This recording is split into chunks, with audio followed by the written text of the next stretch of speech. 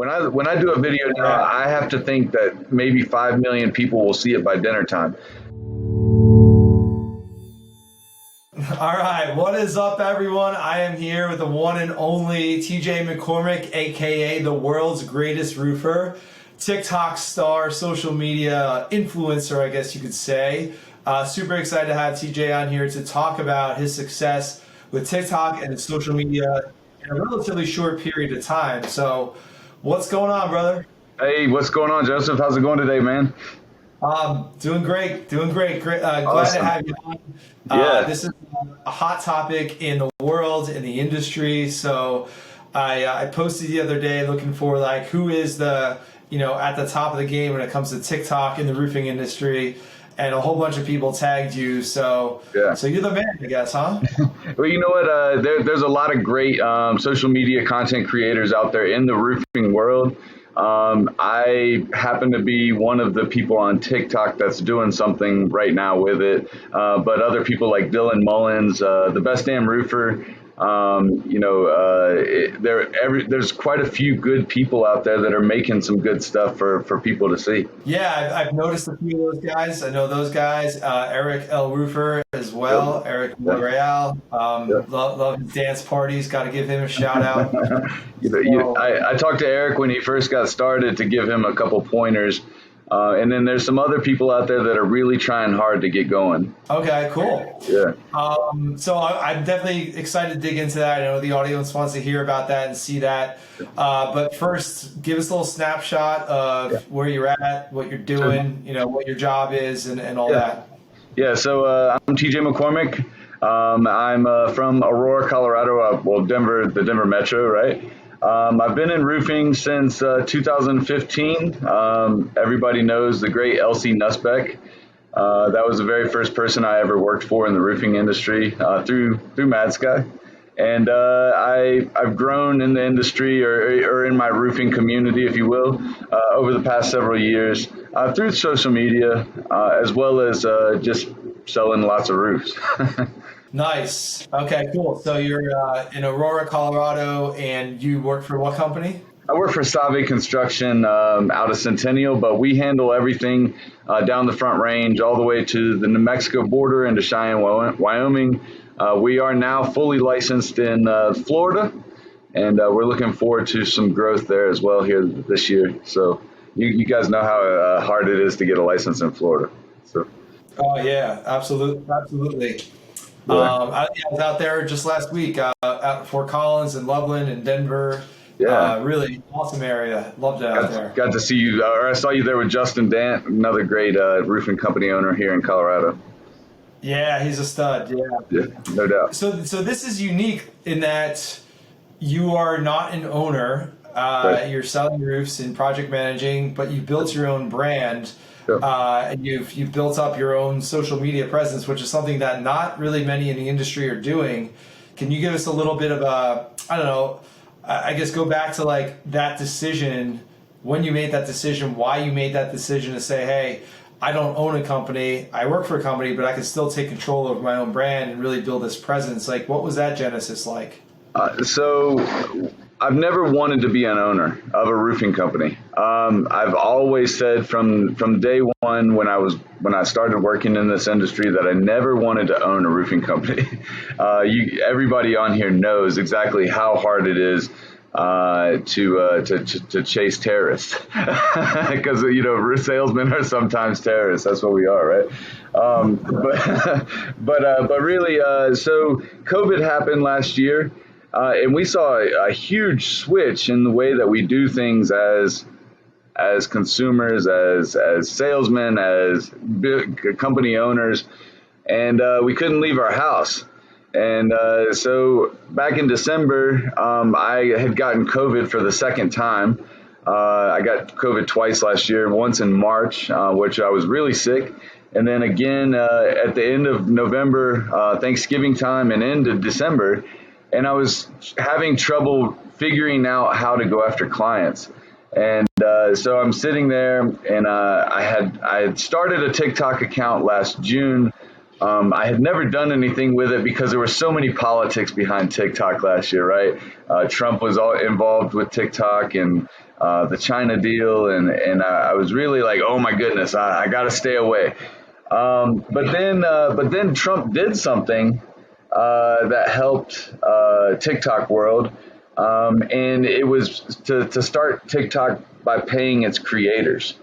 And I was like, well, that's pretty interesting for a social media to pay its creators, because I've been on Facebook, I've been on LinkedIn, I've been on Instagram, and I've always had to be the one to pay for views or to target an audience. And it was interesting to me the amount of people that I could reach within a short period of time. And here we are. I mean, I want to dive into more about how I got into all that, but the need was there. People are working from home. People aren't leaving their home. People are seeing you face to face in a POV style, realistic lifestyle, and people like that. They love it. So that's where I'm at now. Wow. So, I mean, that's even more following up to 151,000, but it sounds like it's only been about 6 months. Yeah. Well, so if you count, it was the end of December, just after Christmas, I had 630 likes or 630 reactions at the end of December. And since December, I've gained 1.2 million reactions. Wow. Yeah. So that's just in 5.5 months, 6 months, right? So, all right, 5.5, 6 months, and I want to get more into that and how you've done that. But yeah. What have been the results of that in terms of like making sales and making money? Actually, let's talk about the business end right now. So I've done several posts, right? Some test posts, if you will, to test to see where my marketability is.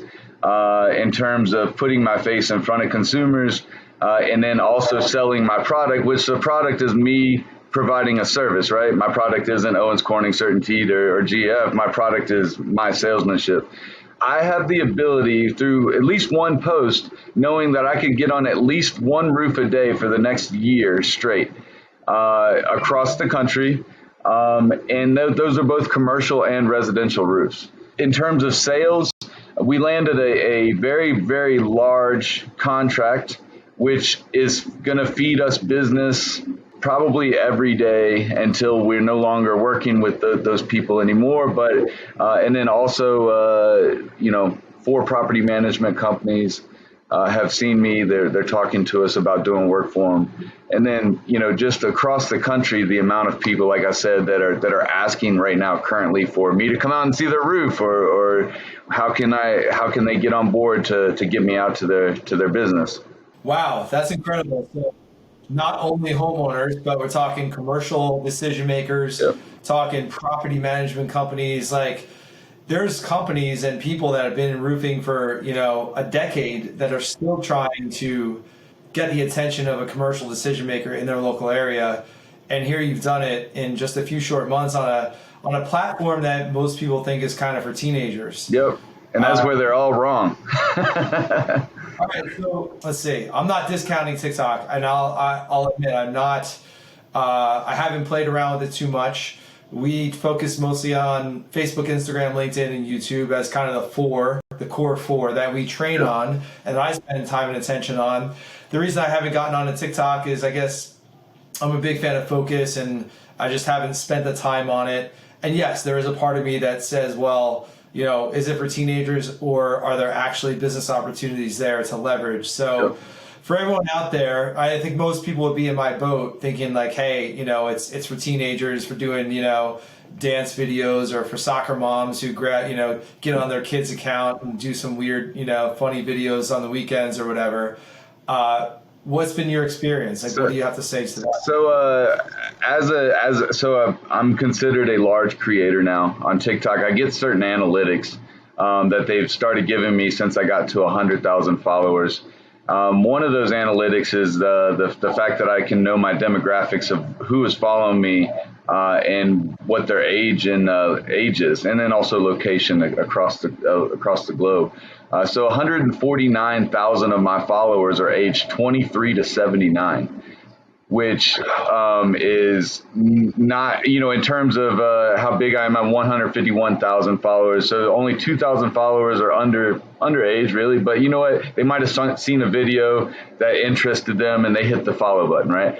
So that's typically what happens. But in terms of 23 to 79, those are all homeowners, business owners, consumers, people who buy things from people. So that's where I'm at with the fact that this isn't a teenager app, right? I'm getting the results that I want, and 85% of my followers are female, 15% are male. But a lot of women have liked my videos. Well, women, especially when it comes to residential, I think a lot of times the woman is the decision maker or primary researcher. Is that what you've discovered in your career? Yeah. So typically, whenever you're dealing with a man, the man says, "I got to talk to my wife," right? It's never the wife saying, "I got to talk to my husband," right? So, and that's what I'm going through now, is that I'm not only attracting single women, right? I'm attracting all women that are married, that have a boyfriend, that have a partner, if they're, whoever they love, right? And they're getting to be the ones that say, TJ, come out to my house, or TJ, come out to my business. But overall, the biggest thing that roofing people talk about it in sales are you have your sale, but then you have your referral business, right? And where me or whoever's watching me might not have a roof that needs fixed today, but they know 10 people that might need a roof done. So when people are on my lives, and I'll get into what my live broadcasts are like, but people know other people, and then they're like, "Oh, you need a new roof? Why aren't you calling World's Greatest Roofer?" And that's what this has turned into. But in the very beginning, World's Greatest Roofer, and it still is going to be my dream for World's Greatest Roofer, is to go out across the world and find the world's greatest roofers. And what I mean by the world's greatest roofers is that I want to go out and I want to find the people that are doing something amazing for their community or their company, and I want to showcase their talents because people like realism. People like to see, for example, you remember back in the old days, the Jersey Shore or MTV, right? And that's where we are. As a society, people want to see point of view from a lifestyle standpoint. Yeah, my Dalmatian won't go away, so I'm sorry. Yeah, I mean, I live at the Jersey Shore. I don't know if you knew that, but yeah, I mean, that show like just took over worldwide. That show was popular, which I didn't realize. I thought it was more of a regional thing here, but then I started traveling and realized that it is international. It's crazy. Yeah. But yeah, we love that, the behind the scenes, the reality TV. It's what we gravitate toward. Back in 2000, Fox Reality came out with Fox came out with a channel called Fox Reality. And it was very intriguing for me to watch people live their lives Big Brother style. You remember Big Brother just came out around then too, and just to see people in their day-to-day life really intrigued me. And there's other movies and things that have come out in the past few years. For example, just a kids movie, Ralph Breaks the Internet, right? And then also Ready Player One. I think that Ready Player One is what this world is going to be if it isn't already now, especially with COVID. And Ready Player One basically shows people stuck in their house in front of their computer screen, interacting with people in a computer to computer, right? And not person to person. And then there's Bitcoin in Ready Player One. There's, everybody's communicating through the computer. And that's exactly where we are. People don't want to go outside and deal with each other now because of COVID. And they have the ability of doing the Zoom calls and the Zoom meetings. And when was the last time you went to a real life meeting with somebody versus how many Zoom calls have you done this week? So, right. Yeah. Yeah, mostly my life is on Zoom, but I do like to get out, like Colorado last week, and that's a big part of it because I realize that we can get so comfortable in that Zoom world. But the face to face still has a lot of value for sure. So Yeah. it takes extra intention to say, all right, well, I don't have to travel to Colorado to visit clients, but it's something that I want to do. But yeah, you're absolutely right. So now with people calling you out, I guess if they're local, calling you out to say, hey, TJ, take a look at my roof. Are you meeting with them? Are you doing like things virtually? Are you doing a virtual presentation? Like, how does that work? Yeah, so typically, if somebody gets a hold of me on TikTok, the very first thing, I have to be very cautious of who I give my phone number out to. I deal with a bunch of craziness as well when I'm with 150,000 people watching me.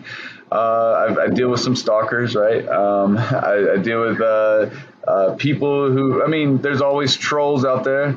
At the end of the day, I am getting on a phone or I am messaging with that person, and then we're talking about what it is, the root problem that they have, and then deciding where to go from there. I still like the face to face like you do, where you go in and you meet with the person, because I feel like I can sell better when I'm standing in front of you. But on a computer screen, you can tell me everything I want to know, and then you can go to somebody else, right? So, but I still let homeowners and business owners know they don't have to be present. And then things like Company Cam have made it easy to just send a link, collaborate with a business or a homeowner, and then do Zoom calls to close deals. All right, fantastic. So how about those people that reach out to you from different parts of the country that might want you to take a look at their home? I'm guessing you're not flying out to Savannah, Georgia to take a look at a random roof. So it's funny you say that. I got a lead on Sunday night at 11:30 at night from Savannah, Georgia. That's a true statement. But I'm still trying to, with just becoming as popular as I have on social media. I've been talking to people like TJ Ware, Matthew Danskin, and then also London Krauts from Daily and Black. I met with Alex Hefner this weekend, which is works for Daily and Black as well. He's an attorney, and you might know Alex Hefner is a major YouTuber. He's got 700,000 followers on YouTube. So there was some collaboration there amongst us about social media.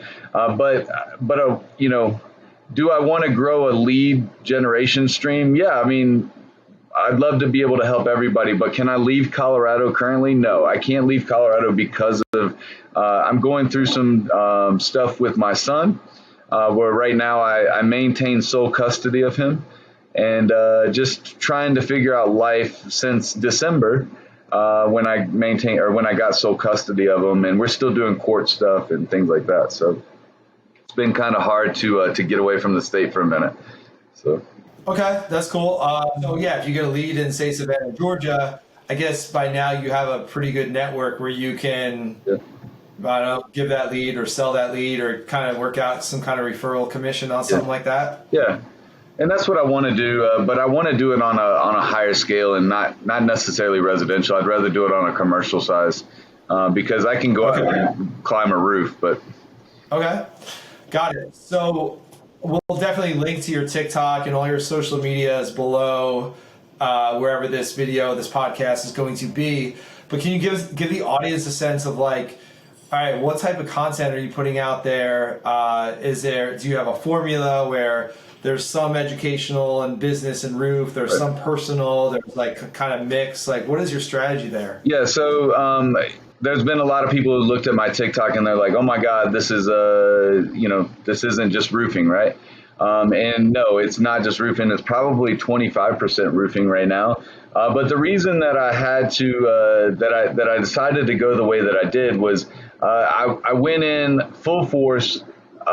This is going to be only about roofing. As you know, in marketing, that marketing business is boring to people. sometimes, right? If the content, people don't want to constantly see a business in their face. They get turned off by commercials. They get turned off by people being proper. They want to see real life day to day. So I started off saying, "Oh, I'm going to make it about roofing," and then I quickly saw that people weren't engaging with me because I was making it just about roofing. So then I turned to making it about myself and who I am as a person. And as soon as I changed it to who I am as a person, I started getting a lot of engagement. I was one of the top live hosts in the mountain region back in March, and I only had 5,000 followers. They would TikTok would send me an email saying you have 99% more engagement on your live broadcast than any other host in this region. And since then, my average podcast now, if you will, maintains in a 28-day period 175,000 people per month. So I talk to 175,000 people a month right now in my live broadcast. And I've maintained that since May the 1st. Since April the 1st. So, and then those are just getting bigger as I've grown. Wow. Okay, that totally makes sense. And kudos to you for pivoting, for understanding that, okay, maybe people don't just want to see content about roofs every day. Right. Let me change things up. Instead of giving up, like I think most people would do and say, try TikTok, it doesn't work. Right. Social media sucks. Yeah. You pivoted and said, wait a minute, let me try this other tactic and see and test some other types of content. Like that's awesome. That's what marketing is. That's what content is all about. It's about putting things out there. The market's going to tell you what they want. They're going to respond accordingly. So if your content's boring, if it's just repetitive, if it's just too educational, maybe, then you're going to see that in your engagement or lack thereof. Right. That's smart. What do you do in your live? I mean, honestly, I haven't participated in one of your live streams, but I will. Yeah. Give us a taste of like what you put in there, what you say, what you do, how long they are, that sort of thing. Yeah. So we're going to go into exactly how much time I spend on TikTok a day, and it's going to surprise people, right? People are probably going to choke when they hear exactly how much time a day I spend. But typically on a busy day for me in content creator world or social media world, I do about 4 hours a day of lives. And that's typically in the morning. I start 9 o'clock in the morning, and I have to strategically do it all over the world. So that's why I'm doing 4 a day. Like at 9 o'clock in the morning, it's the middle of the night in Asia. Or Australia. So here in the United States, our mountain time, it's 9 o'clock, it's 11 o'clock on the East Coast. So then at 1 o'clock, I do another live, which is 1 o'clock my time, 3 o'clock East Coast. But then it's 8 o'clock in the morning in the Philippines. I do another one at 4:30 where people in other parts of the world are getting ready to go to bed, right? So, in Europe, it's 10 o'clock, 11 o'clock at night. South Africa as well. South Africa is one of my biggest countries that follow me. And then I do another one about 10 o'clock at night. If I'm feeling froggy, right? I go on and do another one. And typically, in each live, I have roughly 5,000 people in my lives. And I make a lot of money from going live. There's 3 different revenue streams that I make money on TikTok. And one of them is my live broadcast, where I am one of the highest paid live hosts because of tips. And I get tipped by people all over the country, and typically a live brings anywhere from $20 to $100. So I can make $400 a day just doing live broadcasts, just in tips.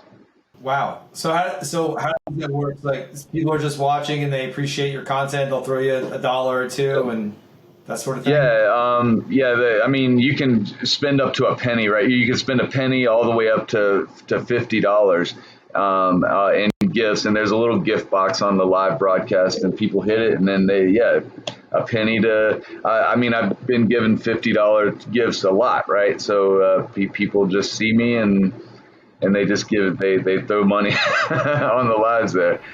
The other way that I make money is through views, right?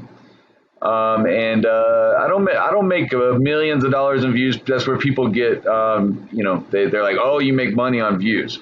Well, yeah, I make money on views, but it's hard as shit. Excuse my language. But last month I made $250 just in views, and that's roughly, I had 5 million views last month. So that $250, right? And that comes from TikTok? That comes from TikTok. TikTok pays me, and that was because of President Trump. President Trump created the TikTok Creator Fund for creators to get paid. And once you get to 10,000 followers on TikTok, then you're able to get paid from TikTok for that. Okay. I didn't realize that. Yeah. So you have live tips, you got views, and then the third stream of income is what? Branding. So one of your questions that I'm gonna go ahead of myself a little bit here is how I got my first sponsorship deal. If you don't mind, I'll talk about that real quick. So yesterday, or so 2 days ago, you know what? I'm gonna go back just a little bit further. So I got to 100,000 followers on TikTok, and they sent me a whole bunch of things on TikTok. Right? They were like, okay, now you're at 100,000 followers. Now we want to introduce you to an application to become a brand ambassador. And I was like, okay, well, that's cool. I didn't even know that this existed. I filled out the application, which was like 6 questions, right? It's not really an application. It's like, hey, what's your name? What's your social security number? And they do a background check on you. I had to fill out tax forms and all that stuff. And then basically you have to take a course. It's like 20 minutes on how to be a brand ambassador. And different brands are connected to TikTok for videos or content creation. And those people can go through and choose you based off of your analytics. And so Alibaba was my very first person to reach out to me. They're reaching out to different creators because of my followers, not because of my name, not because of what I've done, but because of my content and who I target. My very first product's on the way. I can't talk about my very first product yet, just because until they approve my video, it's kind of top secret, right? So, but what I've talked about with Alibaba is that I'm going to, I would like to do stuff for kids. I'd like to do stuff for families, and then individually women and men both. And I know that I'm going to include roofing into every single one of the videos that I do. And they like that idea because they see, you don't see too many construction workers as content creators, right? So. Yeah, that is definitely unique. Yeah. Is that something that attracted them, or they really just want access to your audience? You know what? Let's just be real. People buy people's time, right? On the stock market, if you remember the Wolf of Wall Street, one of the biggest things that people pay for are people's attention. In social media or in marketing. If I want to buy your attention, I go to Facebook and I pay $20 and I can have 5,000 people see my post. And I'm buying people's attention. And that's what these brands want. They don't care about me, right? I mean, I'm not saying that, but they don't care about me. They care about me attracting customers. Right. Well, I guess they probably care about you in the sense that they want to make sure that the values are there, that are in alignment, that you're not, you're not talking about some things that are not in alignment with their values and the way they want their brand represented. Right. So that always helps, right? Yeah, and one of the things that I tell people, I've started doing some minor consulting for people with TikTok. But I also, in my live broadcast, I talk about why I've become successful. And one of the reasons that I've become successful is that I always keep it positive. I never talk about politics or anything political at all. And I'd never talk about religion, right? The things that get you into a fight at a bar, right? You don't go into a bar talking about somebody else's woman, drama, right? You don't talk about who the best president is, and you definitely don't talk about whether or not you're Christian or another religion. And that attracts people that, they go, oh, well, what religion are you? Well, I believe in God, but we're not going to talk about why I believe in God. And so, but that's not, it's just keeping it positive, maintaining that presence with them. And then something else I also tell people is that when I talk to you through a video, I'm trying to get an emotion. I'm trying to get a reaction, and I'm trying to change your mind about the way you think about something. And that's what attracts people as well is the fact that I'm being real with them and I'm not faking. I'm not up there on the roof. Well, we need 6 nails in this shingle today. No, you need this shingle on your roof so that it protects your roof from leaking inside and you don't get everything damaged. People learn at a 5th grade learning level, no matter who you are. And in trying to describe what you're doing on a roof is like telling somebody how to, it's not like telling them how to cut a steak, right? So, people don't care about how their roof gets on. They care about the product at the end. Yeah, and I try to do that with my content. We try to train our clients on that too. Like, if you can make those mind moments like, oh, okay, now I realize why I need that. Or now I realize how I should be thinking about my social media strategy. I get it. Like, this guy's onto something. That's the content that has the most engagement for me, for sure, when I put out those pieces that are about those kind of shifts in how you should think about something. And I think that's the most valuable, right? Because we can sit here and spit tactics all day, but if you can change the way that someone thinks, then that's awesome. And if it's for the positive, for the better, then hey, even better. I've said something to people in the past, right, about why people buy. People buy because of emotion, right? When you go to a jewelry store, I'm a certified jeweler, right? I was supposed to go be a jeweler. Instead, I became a roofer.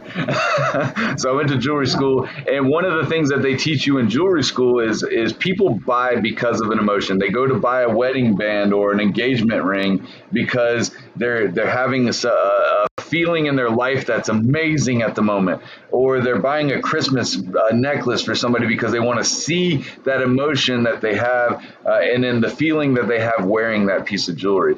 When you're talking about somebody's house, people buy a roof only because they need it, not because they want it, right? So when you're talking to them, you have to get down to the root. And you know what? I'll give Logan Graff this, right? Logan Graff, he always would go out with us when he was training new sales guys, and he would say, TJ, you need to open the book in order for people to see what you're selling, right? And you'd open the book on the back of the truck and you say, okay, this is what I'm going to do. And this is the process of how I'm going to do it. And we're going to get to this end result by doing this.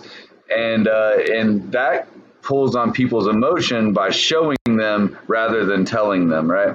And that's what I'm doing here in the TikTok world. Dmitry Lipinski is a great content creator, right, on Roofing Insights. He creates long videos. He's very good at that. What I'm good at is creating short videos. And what people are attracted to these days, in my personal opinion, on TikTok, you have less than 1 minute. Most people have less than 1 minute to capture an audience, right? On Instagram now, you have Reels. On YouTube, you have Shorts. On Facebook, you have Stories, right? People are going to those for quick gratification. And I tell people that I'm the best 7 seconds on the internet. And that's the truth. I create videos at 7 seconds, 7 to 15 seconds. And in those 7 to 15 seconds, I'm capturing more viewers and more reactions, more comments, more shares than somebody who's creating a video that's 20 minutes long. Wow. Okay, so that's your opinion, but that's your experience. So that definitely has a lot of weight. That's my experience. How about your lives? How long are those? So typically 45 minutes to 1 hour. Wow. Okay. So my engagement on lives are I usually capture people's attention for at least 4 minutes. That's the average watcher is 4 minutes. That's huge because typically when people are scrolling through live broadcasts, they're like, oh, this guy's, I don't want to watch this. I don't want to watch this. Because what live broadcasts have become are TV for people. People aren't watching TV. They're watching me and you standing here sitting here doing a podcast right now, right?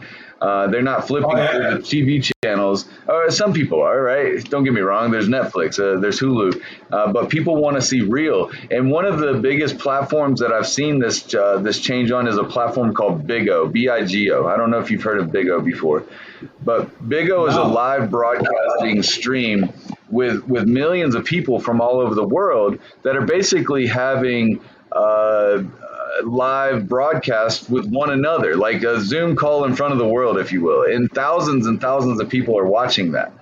And they're paying money to their favorite creator on the live platform. And I think that we're going to see a shift here real soon where people are only watching live style broadcasts or old videos. Wow, fascinating. I'll have to check that out. Big O. So you do your about 4 hours of lives per day. Yep. And then in addition to that, how much time are you spending like answering comments, DMs, engaging with people and stuff like that? Honestly, I when I first got started in social media, right, I always told everybody, I'm going to answer every comment. I'm going to look at every like that I get. I'm going to answer every message. And honestly, I want to do that. But right, let's just be real. I get 99 notifications a minute right now, and there's just no way. I have over 37,000 DMs that are unanswered right now. That if I had a team behind me, and as I've grown, I'm talking to publicists, I'm talking to different people to assist me, consult what I should do next or how I should do it, what brands I should watch out for, I'm still learning myself, but I don't want to make a mistake. So, excuse me. And so that's why I'm still learning myself. Yeah, I totally get it. When you're small and just starting out, you want to respond to every DM. You're not cool enough to ignore people, right? But yeah, you get to that level. That's incredible. Wow. Yeah. And then that's also something else that could change is like as I'm growing and as I'm learning and collaborating with big people with London and Daily Black and TJ Ware of how to drive that traffic to some place where it needs to be driven.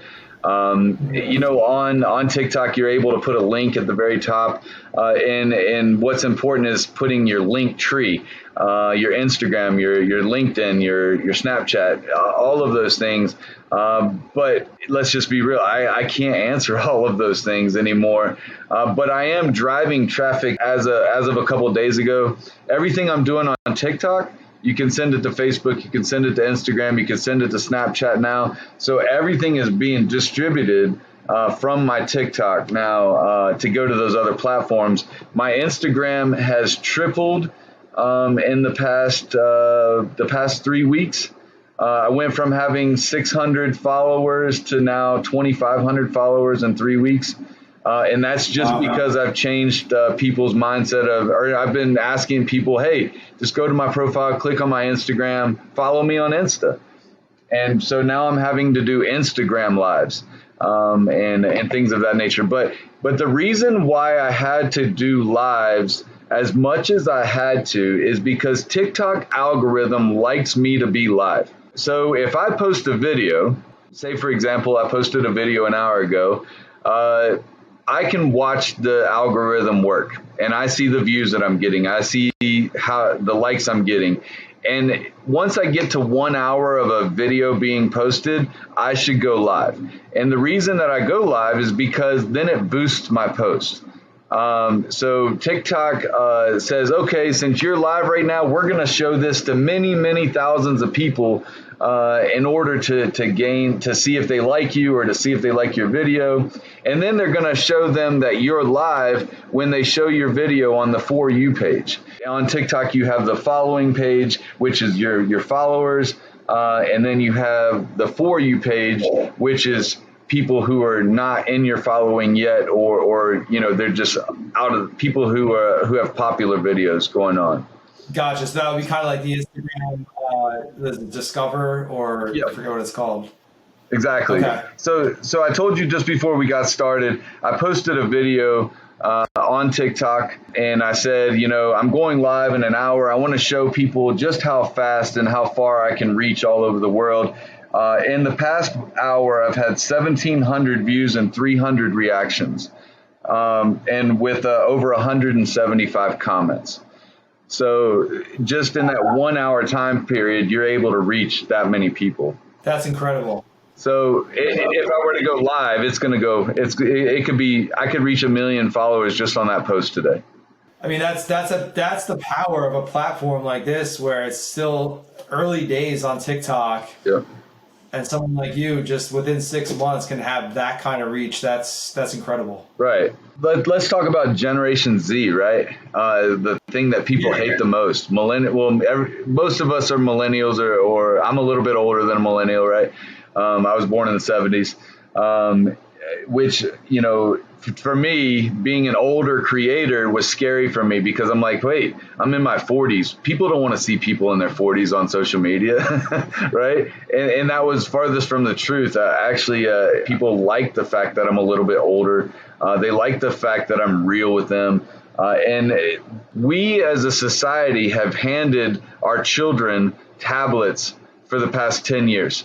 We've handed them iPads, we've handed them our phones, we've handed them a distraction device, and said, here, watch this, right? So now my son's 7 years old. My son can't live without his iPad. All of his neighborhood friends, they all have an iPad. They all carry it down the street with them when they're outside playing, right? It's like their phone, right?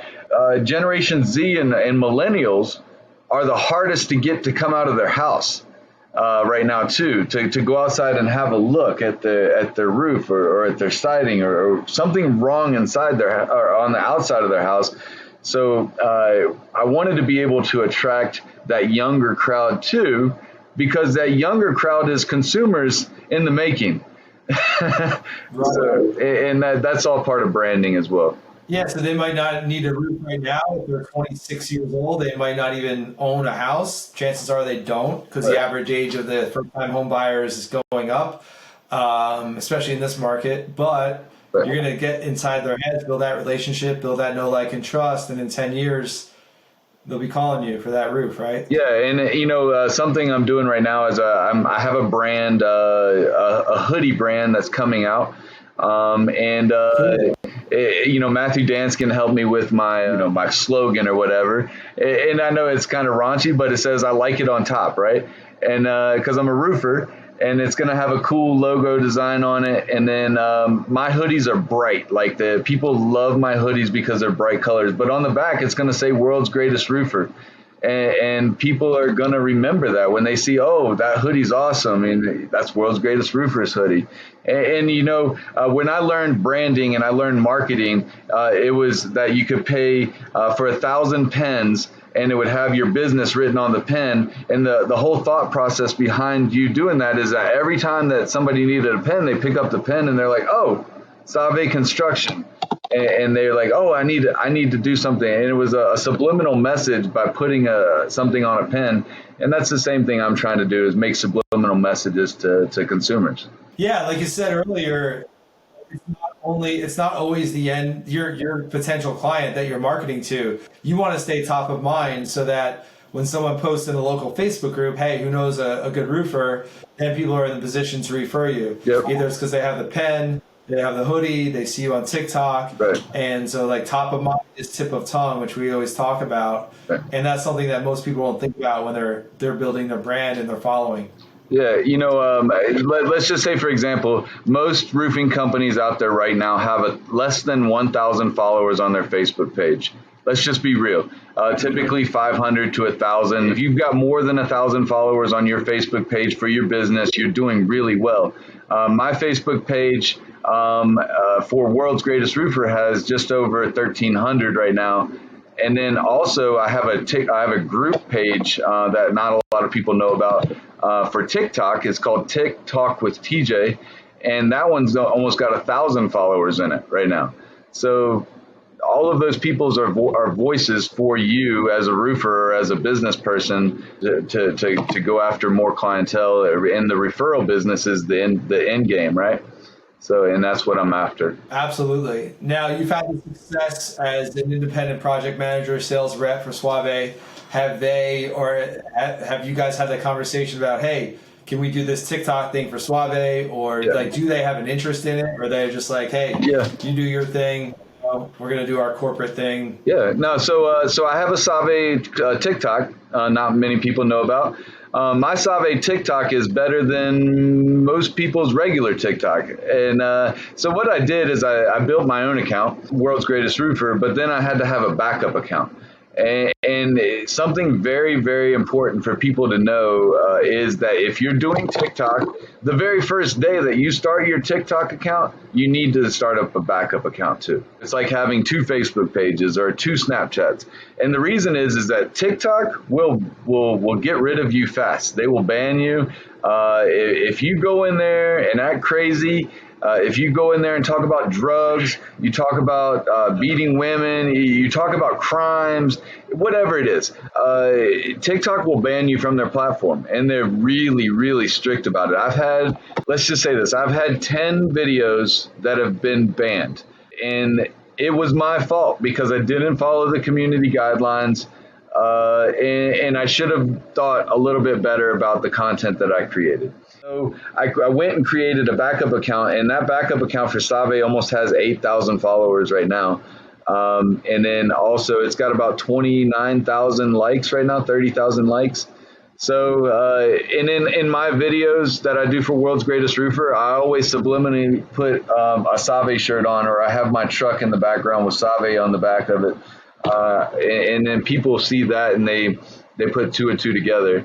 And then out in the real world, when I'm driving that damn Suave truck everywhere I'm going, people know who I am in Colorado. When I'm in the damn grocery store or wherever I'm at, people are like, hey, I know you. Are you on social media? And I'm like, and they'll see Oakley, my son, right? And I'm like, yeah, I'm World's Greatest Roofer. And they're like, oh, you did that video of this. And I'm like, shit, they knew me from that video, right? So, but that's you just have to remember, I have 1,000 videos, and I'm like, well, what video did you see? And they tell me, oh, okay, that's the video I saw you from. Yeah, so it sounds like, TJ, I mean, you had a lot of success with this, obviously. It seems like it comes pretty naturally to you. You have a lot of fun with it. Yeah. What's been like, one of the biggest challenges of all this? So in the very beginning, when I first started doing TikTok, I ran it like a business, right? And I would get extremely hurt by posts that didn't do well.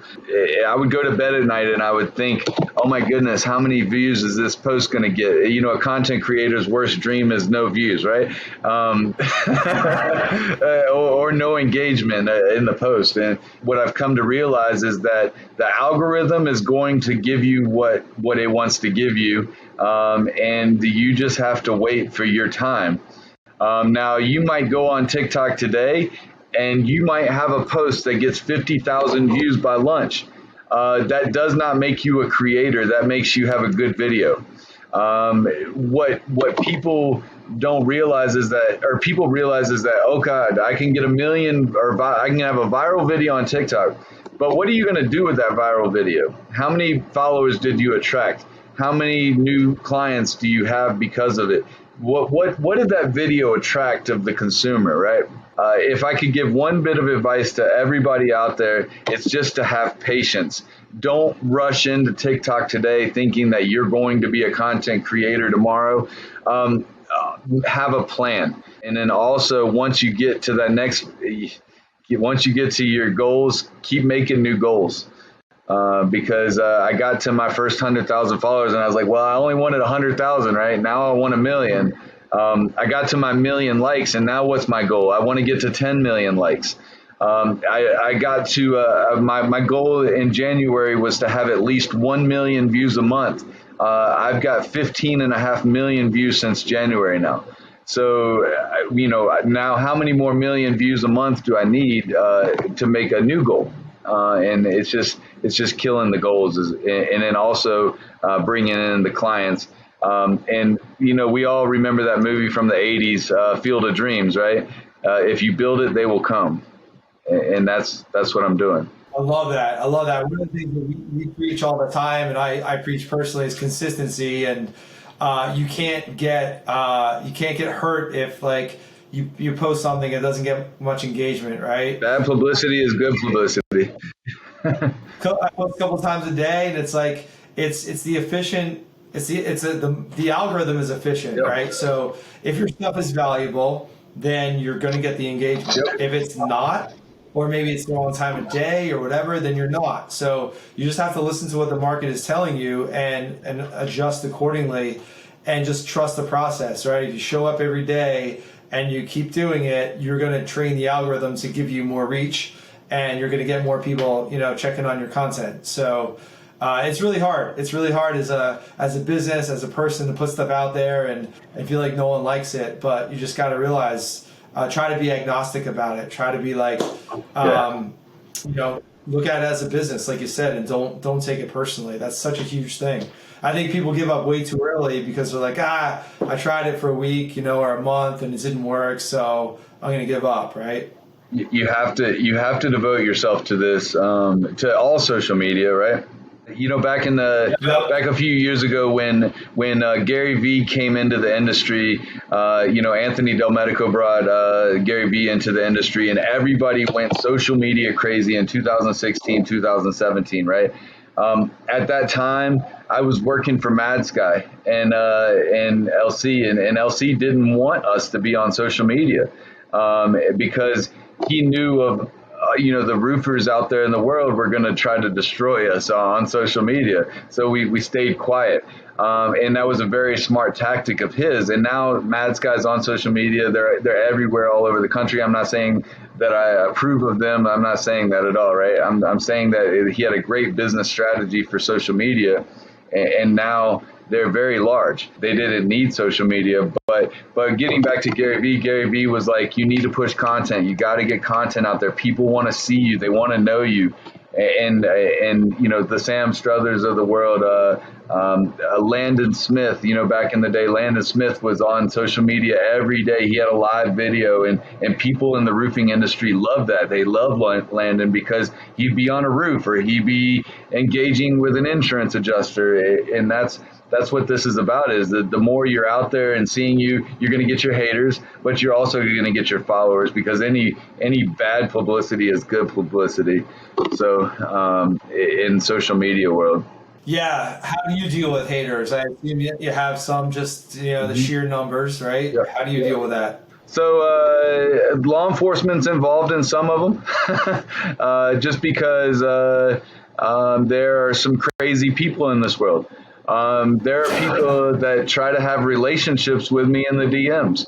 And then there's people who threaten my character, or they threaten my son, or my son is very, very, very famous on TikTok right now. My son has 5 million views himself on TikTok. People know Oakley very, very well. And it's scary because that many people are seeing Oakley. When I first started doing social media or when I was thinking about doing TikTok, my son kept saying to me, "Daddy, I want to have my own YouTube account." And I said, well, I don't want my son to go into the YouTube world and get depressed because he doesn't know how it works, right? Or he doesn't know how to get likes or views or followers, because these kids are all trained on YouTube. Hit the notification bell, hit the subscribe button, make sure you give us a like or a comment, right? And they're all trained that in their mind, that the only way to be popular is to be in front of people.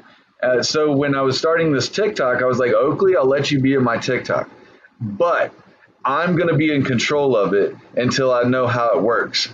And so I'm working it now, and I'm going to move Oakley into his own YouTube account here real soon, because people want to see him more than they want to see me now. So, and we're just trying to come up with content for him to create. And the thing that we're going to do with him is, he likes outdoors. We're here in Colorado. He's always told me he wanted to do a YouTube about hiking. So we're going to go out and we're going to engage with other little kids about being outside and hiking. And then, you know what? From that will come toys. From that will come these things, or brand opportunities. And that's what I'm working on. Wow, that's pretty cool. Building that platform and encouraging people to get off the device maybe and get outside so they have a good balance of the two. Yeah. I love that. Yeah.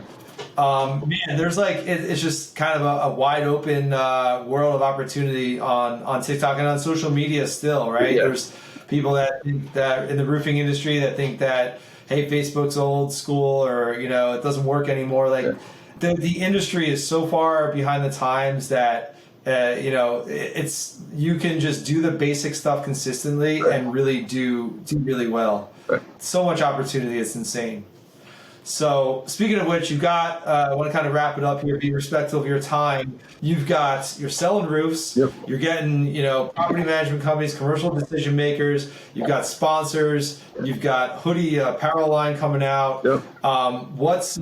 You want to build this whole world's greatest roofer thing, go around the world and highlight awesome roofers. How are you kind of navigating all these different things on top of your kind of day job of selling roofs and whatnot? Yeah, so I've got a great mentor in my company owner, Nick Save. He's a wealth of knowledge in the networking world, right? He's been effective in helping me put me in front of the right people. And you know what? Everybody out there always says that they have the best company owner, right? And that's all pride, right? Let's just be real. But I'm prideful in where I'm at. I've been here just over 2 years, and anything that I've ever asked for out of my company owner, he's given me. And he's helped me achieve success. I couldn't have done it without him, and then I can't do it without the other people that help me. Like I have 10 moderators currently that help me as well. And those moderators put me in front of all of the right people that I need to be in front of. They're a part of each of my live broadcasts. They share my live broadcasts. They get people engaged with my content. And then they put, if I say I need something, I put it out to the world right now. I need this. By lunchtime, I'll have it. If I told people right now I needed $10,000 right this minute, I'd have it by tonight. And that's the power of social media. And one of the questions that you had before we go is what book I'm reading right now. And one of the books that I'm reading is called Surrounded by Idiots, right? And it's a social. You have that book, yeah. So so the 4 types of human behaviors and how to effectively communicate with each in business. And basically, it's just going over by saying people are stupid, right? But people really aren't stupid. They just want to be valued. And spending time with them and they're building trust by watching me on social media. I'm not doing anything crazy. I'm not doing stupid stuff. They're building their trust in me. And then when I throw that roof video once a day, or tomorrow I'll go do 6 roof videos, then they're putting all of those things that they see me do normally with roofing, and they're putting those two together. And that's at the end of the day, I don't want to confuse them. I don't want to overwhelm them. I just want to talk to them like I would want to be talked to if somebody's trying to sell me something. Yeah, that's so key, and it's awesome you bring up that book. I started it. I haven't read the whole thing yet, but I was thinking that throughout this whole discussion that we've had today, you are very keen, very astute at understanding what gets people to pay attention, what gets them to act, what people are looking for, the psychology of how people's minds work. And that's really what marketing is, and that's really what business is, and being a human being in this world is just understanding what gets people to tick or talk, I guess you could say, right. And then really understanding people, and that's what it comes down to. Yeah. So it's not about the tactics; it's about understanding people first, right. And then the tactics will flow from that. So I was a cop for many years of my life. And one of the things that happened in 2010, I went to go to college, right? I was like, I want to go to college. I'm 30 years old now, and I don't want to be illiterate the rest of my life, right? That the whole college spiel you give yourself, like you got to have it, and no, you don't really need to have it. But I was a cop when I started college, and I could go 2 ways. I could go to criminal justice, or I could go to psychology. And my mentor or my person that was helping me at college says, well, why don't you want to go to criminal justice? That'll be easy for you. And I said, I already understand how court systems work. I understand how the legal process plays out. I want to know why people do what they do. And so that's why I went and became a criminal psychologist. And I'm working towards a degree in criminal psychology because I wanted to know the inner workings of people's minds versus how to take care of them once they commit the crime. So, and that's where I'm good at it. Yeah. All right. Now it's all coming together. Yeah. That makes sense. Yeah. So, and you know, awesome. Watching people's mannerisms is the same way on TikTok or on social media. You learn somebody or you learn what they're about, you know, and you can see the real true person that they are. Absolutely. Awesome, TJ. Well, I think it's a good place to wrap it up. Any parting advice you have for anyone, or any tips that you have? If you're going to be on social media, stop being so proper. Stop making it about corporate jargon and be yourself. You know, one of the things that I had to get over was being in front of this camera. And one of the things that constantly is in my mind is, oh my God, what does my mom think about this? What does my dad think about this? What do my friends think about me, right? Forget the noise.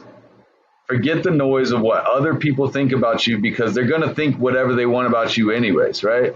Let people see the real you. I still honestly struggle with that. You know, I'm posting something and thinking about like different audiences of people, and you know, are they going to think I'm trying to be, you know, Tony Robbins giving life advice or something like that? But you know, when you realize that you're helping people and making those mindset shifts with people, then you know that's what it's all about. So when I'm watching a video, there's some people out there in the industry that are great at doing content every day, but a lot of those people are really stiff in their videos, right? They're like, you should use us because of this, right? They're looking at their phone and they're not themselves. They're not upbeat. They're not happy about being in front of their camera. They're just like, oh, my content, my people are going to see 100 people will see this, right? When I do a video now, I have to think that maybe 5 million people will see it by dinner time. And, you know, so it's like, okay, just got to relax and smile. That's all. You just be yourself. That's the main thing. All right, brother. I love it. Well, everyone go check out The World's Greatest Roofer on TikTok and other social media platforms. So grateful for you spending the time to share this with us, TJ. Yeah, no problem, Joseph. Look forward to seeing your journey unfold from here. Yeah, no doubt, man. I look forward to collaborating with others too. If they have some ideas for me, we can collaborate together. I'm an open book. I'd love to work together with some major players to try and figure out a lead generation system where it makes sense instead of me getting on an airplane. And I'm willing to entertain ideas. So. All right. Awesome. Collab. That's where it's at these days. All right. Thank you so much, TJ. No problem. Thank you, Joseph. We'll talk to you soon.